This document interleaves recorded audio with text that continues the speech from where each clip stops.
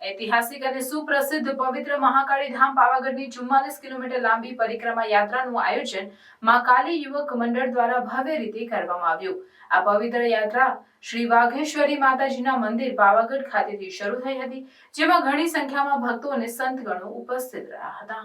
આ પરિક્રમા યાત્રા માતા કાળીની કૃપા મેળવવા અને તેમના ચરણોમાં ભક્તિ આપવાનો અનોખો અવસર છે। યાત્રાના આરંભમાં મહંતો અને સંતોએ પાવાગઢના પવિત્ર ધામમાં પ્રાર્થના કરી અને ભક્તોને યાત્રાની વિધિવત માહિતી આપી।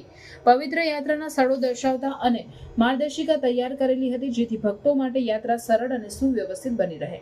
આ યાત્રામાં ભાગ લેનાર ભક્તો વિવિધ દ્રશ્યો અને પ્રાકૃતિક સૌંદર્યનો અનુભવ કરીને મહાકાળી માતાની મહિમાનું ગાન કરતા રહ્યા।